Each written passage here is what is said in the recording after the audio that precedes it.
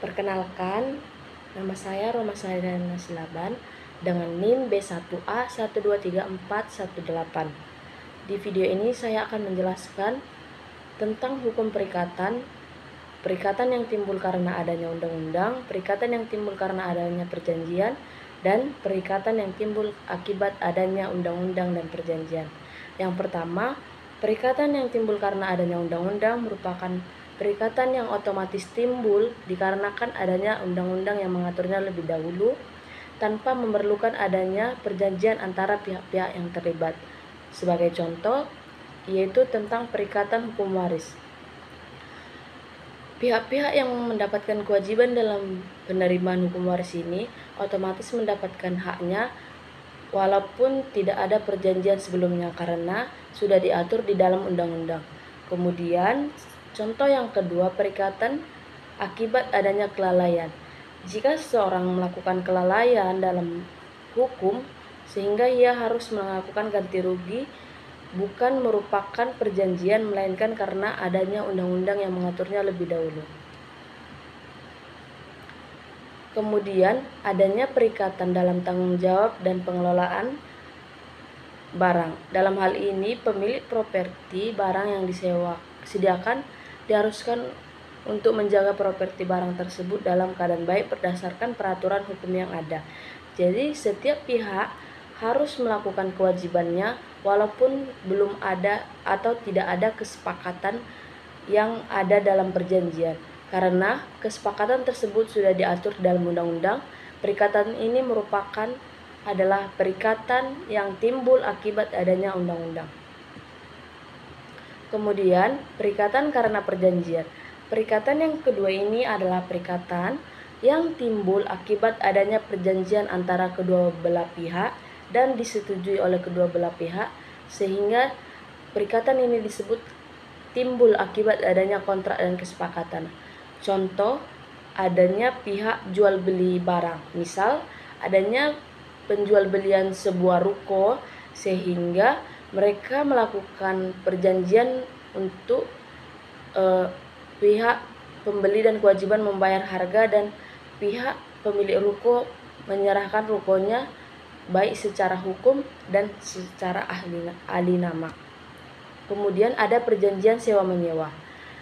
Dalam perjanjian sewa-menyewa adanya kesepakatan antara dua belah pihak, yaitu pihak penyewa dan pihak pemberi sewa, sehingga dengan adanya kesepakatan maka pemberi sewa mendapatkan uang sewa dan penyewa mendapatkan haknya, yaitu untuk hak gunakan ruko tersebut dengan adanya kesepakatan.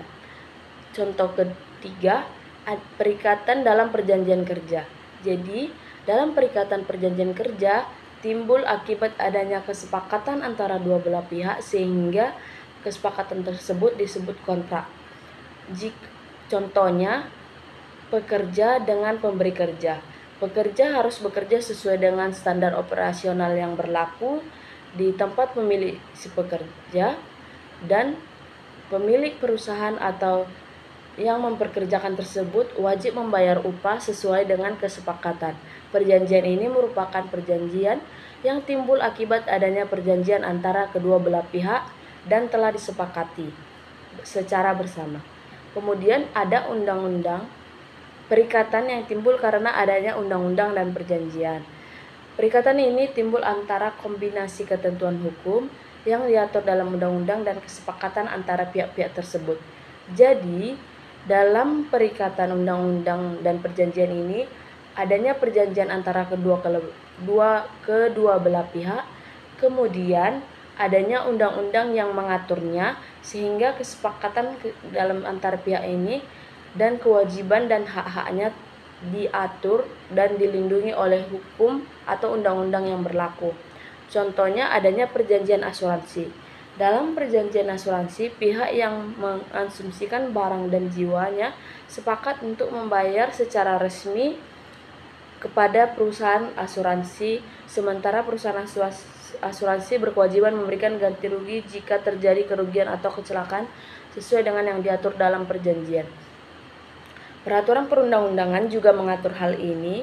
untuk mengatur kewajiban perusahaan asuransi untuk memenuhi klaim sesuai dengan ketentuan hukum yang berlaku, misalnya hal perlindungan konsumen. Jadi dalam hal asuransi, adanya dua belah pihak yang setuju untuk melakukan pembayaran dan adanya badan asuransi untuk menerima pembayaran asuransi tersebut. Selain adanya kesepakatan antara dua belah pihak untuk menjamin terpenuhinya hak-hak baik pemberi asuransi dan badan yang menerima asuransi itu, maka ada hukum atau undang-undang yang berlaku yang sesuai dengan ketentuan hukum yang berlaku. Jadi ada undang-undang yang mengaturnya dan juga ada kesepakatan antara dua belah pihak. Jadi adanya kombinasi antara kesepakatan dengan undang-undang yang berlaku. Kemudian adanya perjanjian kontrak jual beli dan ketentuan hukum perlindungan konsumen.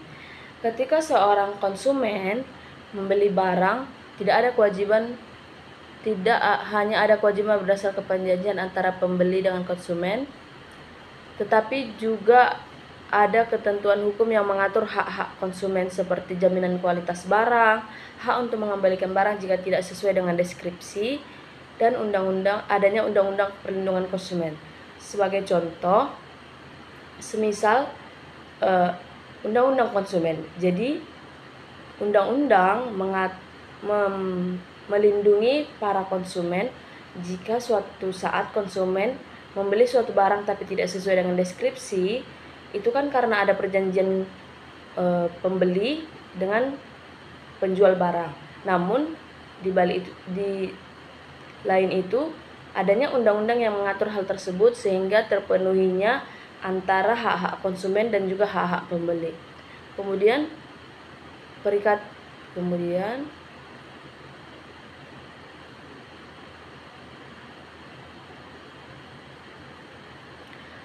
adanya perikatan dalam peminjaman uang.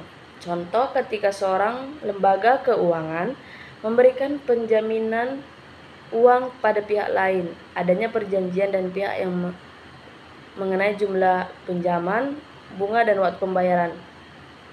Sebagai contoh, ada pihak yang memberikan peminjaman kepada seseorang dengan bunga pinjaman dan ketentuan-ketentuan yang berlaku, kemudian ada undang-undang yang mengaturnya sehingga pembayaran sesuai dengan ketentuan hukum dan berlaku dalam kontrak kredit. Jadi perjanjian tersebut harus ada kesepakatan antara dua belah pihak dan harus ada undang-undang yang mengaturnya.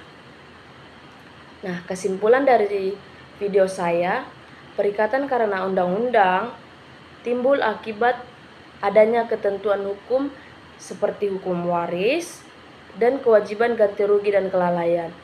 Kedua, perikatan karena perjanjian adalah perikatan yang timbul akibat adanya kesepakatan dan perjanjian antara dua belah pihak yang dimuat di dalam kontrak.